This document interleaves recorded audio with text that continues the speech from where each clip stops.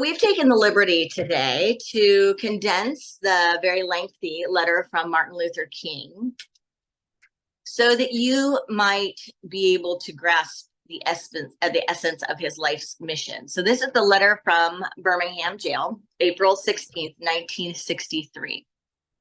As you hear this letter, originally written so long ago, I invite you to reflect on the changes our society has experienced over the past 48 years. Hopefully, King's brilliant letter will help us to recognize the areas in which we have far to go in terms of discrimination and race relations and consciousness and spirituality and spiritual practice. In addition, as you take King's message today, you might reflect on the current situation around civil rights and social issues in society today, the issues that face all of us today. So we're called to act on Dr. King's clear, heart-centered passion for justice for all in our world, and especially for consciousness. So as we listen today, and many of us have listened times before to this letter from a Birmingham jail, let's listen with new ears. Let's listen with ears for what we're called to in this time and space. What is the next expression of consciousness? What is the next level? What is the key for you today, for us today, from his spiritual practice, from his God consciousness and God relationship that will help us face the issues that we're looking at in the world today? So I invite you to just connect with a few things today that bring you fear, that bring you into grave concern, that you feel like the time for resolution has passed, that you feel like you can't believe that in the year 2024, we're having this conversation, or the situation still looks like this, or this is emerging. And I ask us to listen today for the spiritual practice, to listen for the ways in which we can anchor ourselves to a message of truth that will carry us into a new consciousness around issues that we may feel like limit our world, our society, and our lives, and apply the practice, the message, and the teachings of Martin Luther King as far as transforming consciousness and standing in love and in power and in faith for a world that works for all. Letter from Birmingham Jail, April 16th, 1963. My dear fellow clergymen, while confined here in the Birmingham Jail, I came across your recent statement calling my present activities unwise and untimely. Seldom do I pause to answer criticism of my work and ideas. If I sought to answer all the criticisms, my secretaries would have little time for anything other than such correspondence, and I would have no time for constructive work. Hard pause there. I've done a whole talk on how powerful that practice is. Consider applying that practice to your spiritual experience of the world today. How often do you get caught up in responding to the negative, that you don't have the time, the energy, the tenacity, the faith, the strength to put your connected energy into what you are trying to co-create? Rather, you are just resisting the criticism. But since I feel that you are men of genuine goodwill and that your criticisms are sincerely set forth, I want to try to answer your statements in what I hope will be patient and reasonable terms. I think I should indicate why I am here in Birmingham, since you have been influenced by the view which argues against outsiders coming in. Now, MLK wrote that he has the honor of serving as president of the Southern Christian Leadership Conference, and that the impetus of his travels are from this service around the South. But more basically, he says, I'm in Birmingham because injustice is here. Moreover, I am cognizant of the interrelatedness of all communities and states. I cannot sit idly by in Atlanta and not be concerned about what happens in Birmingham. Hear that. I cannot sit idly by in Atlanta and not be concerned about what happens in Birmingham. Injustice anywhere is a threat to justice everywhere.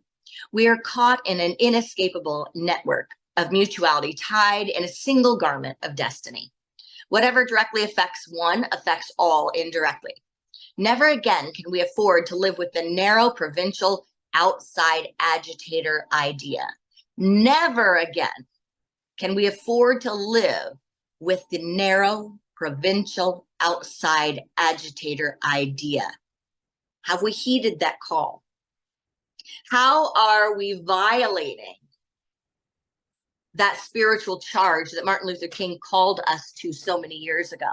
And how can we get into alignment, into integrity with it? I'll read it again. Never again can we afford to live with the narrow, provincial, outside agitator idea. You deplore the demonstrations taking place in Birmingham, but your statement, I am sorry to say, fails to express a similar concern for the conditions that brought about those demonstrations. The conditions that brought about those demonstrations.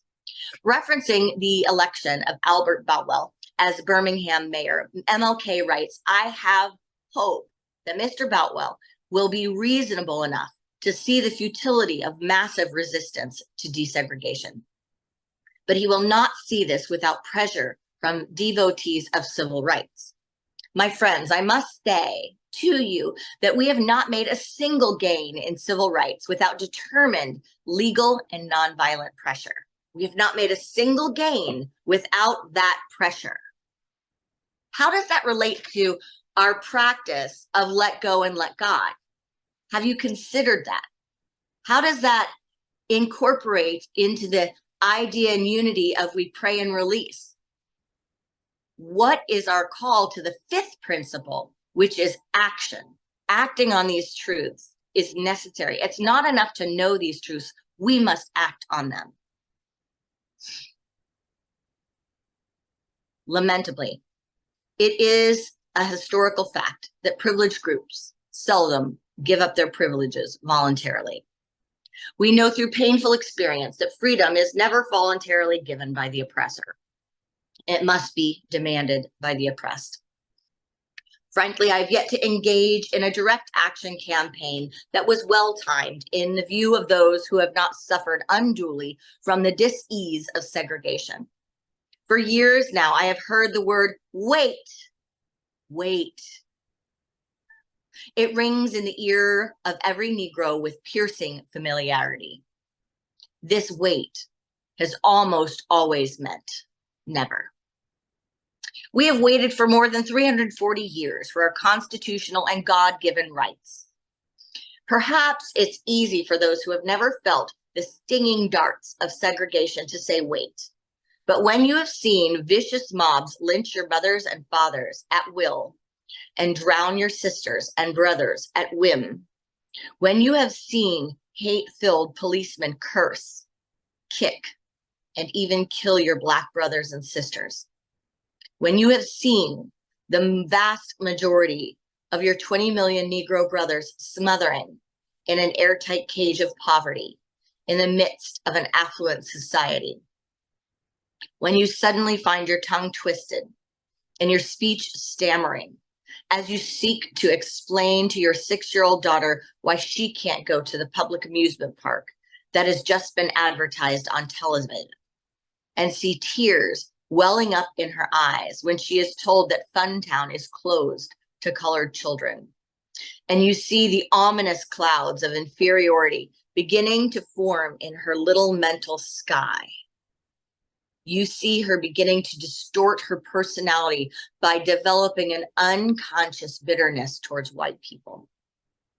When you have to concoct an answer for a 5-year-old son who is asking, Daddy, why do white people treat colored people so mean? When you take a cross-country drive and find it necessary to sleep night after night in the uncomfortable corners of your automobile because no motel will accept you. When you are humiliated day in and day out by nagging signs reading white and colored. When your first name becomes N, your middle name becomes Boy, however old you are, and your last name becomes John, and your wife and mother are never given the respected title Mrs. When you are harried by day and haunted by night, by the fact that you are a Negro living constantly at tiptoe stance, never quite knowing what to expect next, and are plagued with inner fears and outer resentments. When you go forever fighting a degenerating sense of nobodiness, then you will understand why we find it difficult to wait. There comes a time when the cup of endurance runs over and men are no longer willing to be plunged into the abyss of despair. I hope, sirs, that you can understand our legitimate and unavoidable impatience. How does the life that Martin Luther King describes feel to us? How is it to be on a tiptoe stance every day, every night? And I invite us to ponder how this scenario is relevant and relatable in today's culture. Dr. King goes on to write, I must make two honest confessions to you, my Christian and Jewish brothers. First, I must confess that over the past few years, I have been gravely disappointed with the white moderate. I had hoped that the white moderate would understand that law and order exist for the purpose of establishing justice, and that when they fail in this purpose, they become the dangerously structured dams that block the flow of social progress. I had hoped the white moderate would understand that the present tension in the South is a necessary phase of the transition from an obnoxious negative peace in which the Negro passively accepted his unjust plight to a substantive and positive peace in which all men will respect the dignity and the worth of human personality. Actually, we who engage in nonviolent direct action are not the creators of tension. We merely bring to the surface the hidden tension that is already alive. We bring it out in the open where it can be seen and dealt with. Human progress never rolls in on wheels of inevitability. It comes through the tireless efforts of men willing to be co-workers with God.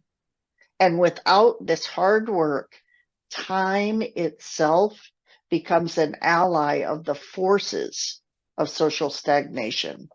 We must use time creatively in the knowledge that the time is always right to do right. What is inevitably without action? What do we need to take action on as co-workers of God? What are the tireless efforts of today for which we're called to have endurance? Think about our world today. Think about our lives today. What tension might be present, as Martin Luther King referenced, present tension as a necessary phase of transition? Are there tensions that we're praying away? Are there tensions that we're wishing away? Are there tensions that we're trying to avoid, that we're saying shouldn't be there, that may in fact be necessary present tensions that will usher in the phase of transition into peace? Martin Luther King goes on to say, now is the time to make real the promise of democracy and to transform our pending national elegy into a creative psalm of brotherhood. Now is the time to lift our national policy from the quicksand of racial injustice to the solid rock of human dignity. Given the culture, the society that we live in today, this thought has probably never been more pertinent. Now is the time to make real the promise of democracy. What are the issues of today that are caught in the quicksand of collective consciousness? The quicksand of collective consciousness. King wrote, oppressed people cannot remain oppressed forever. The yearning for freedom eventually manifests itself, and that is what has happened to the American Negro. Something within him has reminded him of his birthright of freedom, and something without has reminded him that it can be gained. The Negro has many pent-up resentments and latent frustrations, and he must release them. So let him march. Let him make prayer pilgrimages to the city hall. Let him go on freedom rides and try to understand why he must do so. If his repressed emotions are not released in nonviolent ways, they will seek expression through violence. This is not a threat, but a fact of history. So I have not said to my people, get rid of your discontent. Rather, I have tried to say that this normal and healthy discontent can be channeled into the creative outlet of nonviolent, direct action. And now this approach is being termed extremist. Though I was initially disappointed at being categorized as an extremist, as I continued to think about the matter, I gradually gained a measure of satisfaction from the label. Was not Jesus an extremist for love? Love your enemies, bless them that curse you, do good to them that hate you, and pray for them which despitefully use you and persecute you. So how can we take our normal and healthy discontent and channel it into the creative outlet of direct action? How can we put our discontent into motion, into action, not let it build up, not talk about it over and over, not seethe in it and just be frustrated by it, but put it into constructive spiritual action? How can we transcend our own self-interest and the self-interest of our area, our community, our people, those we identify with, our country, our nation, right? How can we transcend that self-interest to become extremists for love? Martin Luther King continues, was not Amos an extremist for justice? Paul, Martin Luther, John Bunyan, Abraham Lincoln, Thomas Jefferson. So the question is not whether we will be extremists, but what kind of extremists we will be. We will be extremists. Will we be extremists for hate or for love? Will we be extremists for the preservation of injustice or for the extension of justice? I had hoped that the white moderate would see this need. Perhaps I was too optimistic. I suppose I should have realized that few members of the oppressor race can understand the deep groans and passionate yearnings of the oppressed race. And still fewer have the vision to see that injustice must be rooted out by strong, persistent, and determined action. Hear this call. He said, fewer have the vision to see that injustice must be rooted out by a strong, persistent, and determined action. Do we have the vision to see? What are we blind to that's going on in the world today or in our own lives that we're not seeing? It must be rooted out by strong, persistent, determined action. He goes on to say, I am thankful, however, that some of our white brothers in the South have grasped the meaning of this social revolution and have committed themselves to it. There are still too few in quantity, but they are big in quality. Let me take note of my other major disappointment. I have been so greatly disappointed by the white church and its leadership. When I was suddenly catapulted into the leadership of the bus protest in Montgomery, Alabama a few years ago, I felt we would be supported by the white church. Instead, we have been outright opponents. All too many have been more cautious than courageous. Hear that? All too many have been cautious rather than courageous and have remained silent behind the anesthetizing security of stained glass windows. I have traveled the length and breadth of Alabama, Mississippi, and all the other southern states. On sweltering summer days and crisp autumn mornings, I have looked at the South's beautiful churches with their lofty spires pointing heavenward. Over and over, I have found myself asking, what kind of people worship here? Who is their God? What kind of people worship here? Who is our God? We invite you to invest a moment to prayerfully consider these crucial and timely messages, these timely questions. And we invite all of us to draw these questions into our hearts. What is our stance? What is our practice? What is our faithful and determined action to be? King wrote, "Where were their voices when the lips of Governor Barnett dripped with words of interposition and nullification? Where were they when Governor Wallace gave a clarion call for defiance and hatred? Where were their voices of support when bruised and weary Negro men and women decided to rise from the dark dungeons of complacency to the bright hills of creative protest?" Yes, these questions are still in my mind. In deep disappointment, I have wept over the laxity of the church. But be assured that my tears have been tears of love.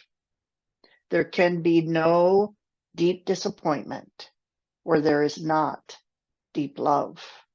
Yes, I love the church. How could I do otherwise? I am in the rather unique position of being the son, grandson, and great-grandson of preachers. Yes, I see the church as the body of the Christ. But oh, how we have blemished and scarred that body through social neglect and through fear of being nonconformists. Perhaps I must turn my faith to the inner spiritual church, the church within the church, as the true ecclesia and the hope of the world. I hope the church as a whole will meet the challenge of this decisive hour. But even if the church does not come to the aid of justice, I have no despair about the future.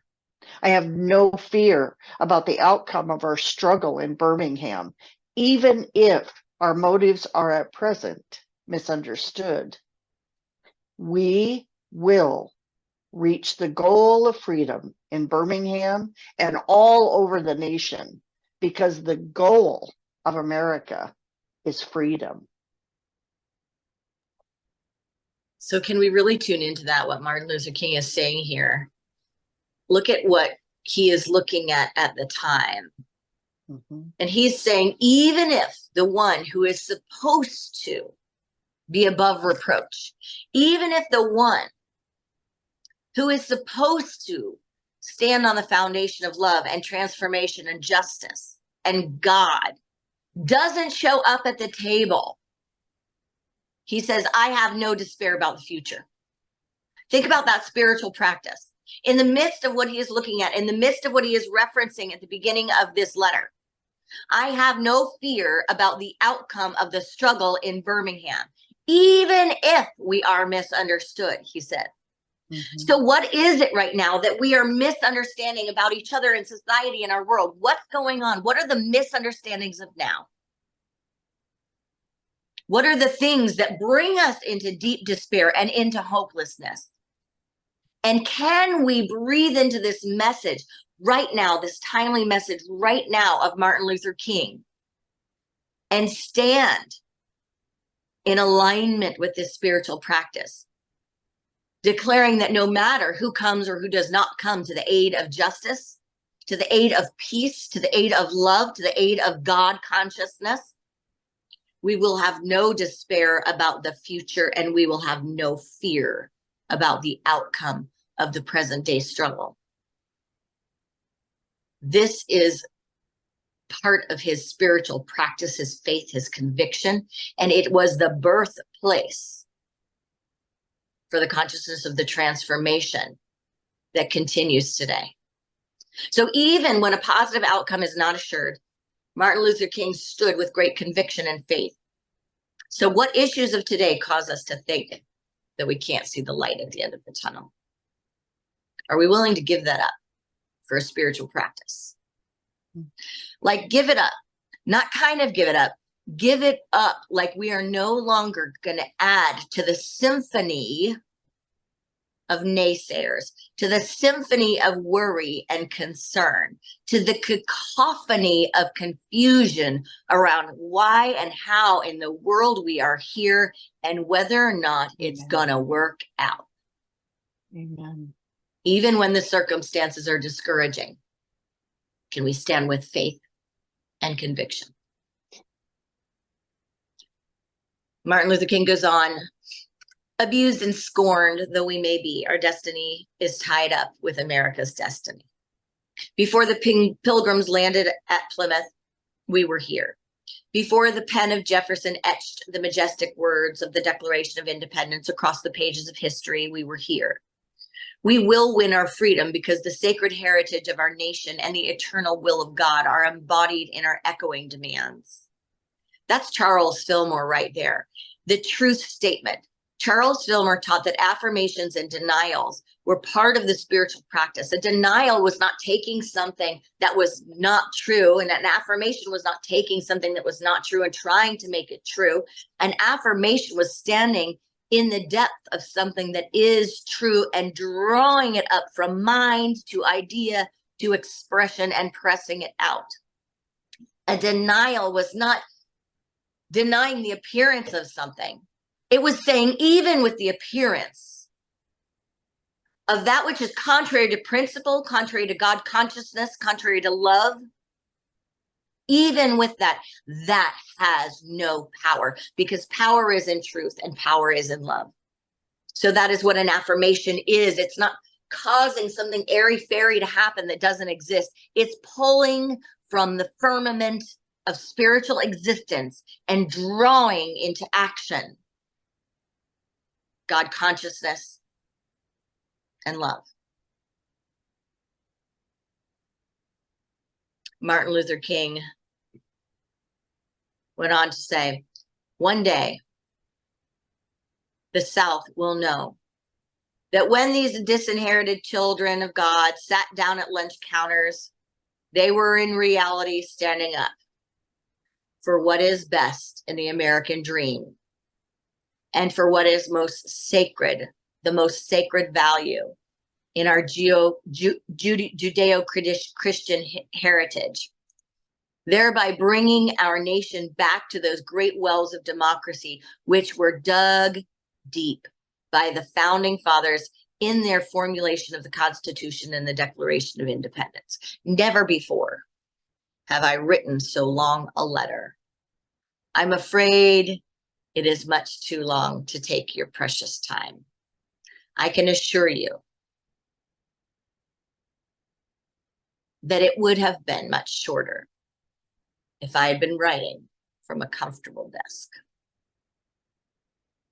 But what else can one do when he is alone in a narrow jail cell other than write long letters, think long thoughts, and pray long prayers?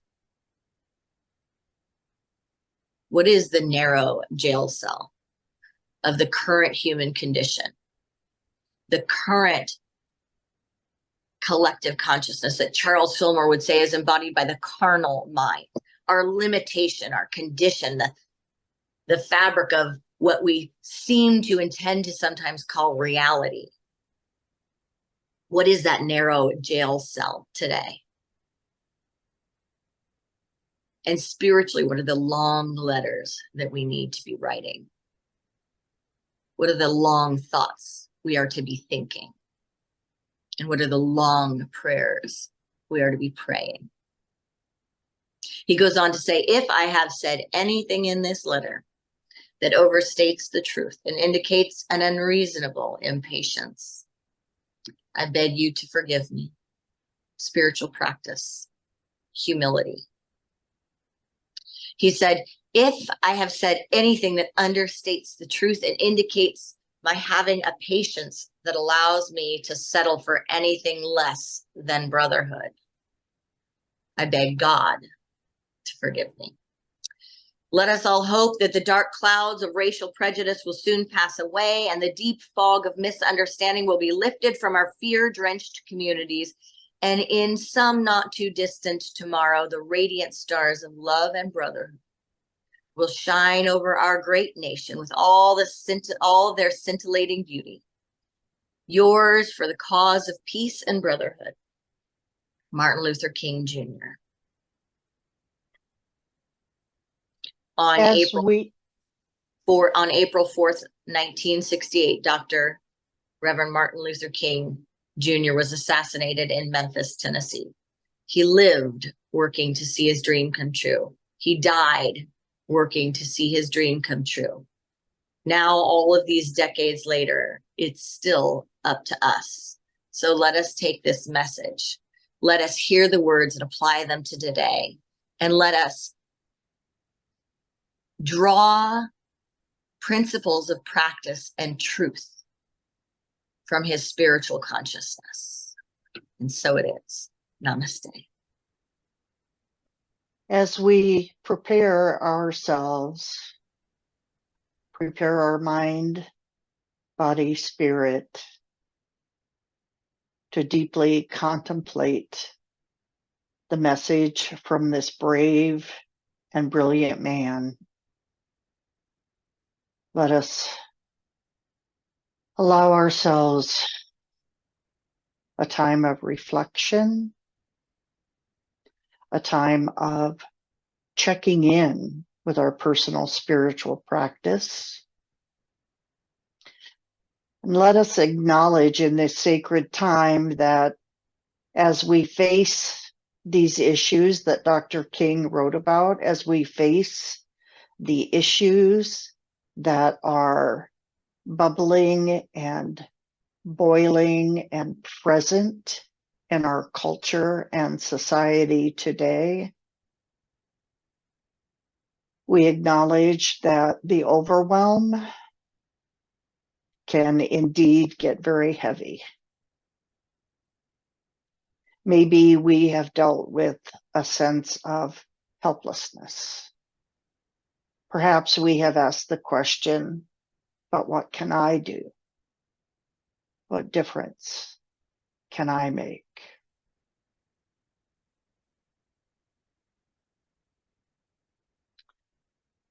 And if we're coming or have found ourselves in that consciousness, let us know, let us remember that these thoughts are our personal call to lift our eyes, to bring ourselves to the mountaintop of consciousness. Let us be reminded that we are the embodiment of the Christ consciousness. We are the embodiment of the one mind, the one presence, the one love. And yes, we have a voice.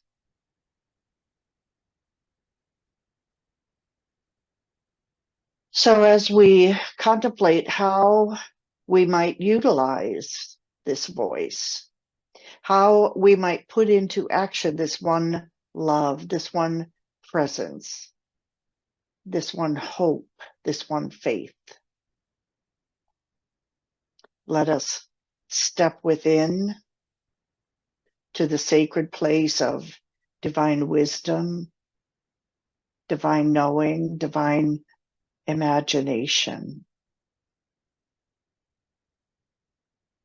Let us know without a moment of doubt that our voice is clear, our voice matters, our voice impacts the consciousness of our people. Our people in this United States of America, our brothers and sisters, our beloveds, all around the globe.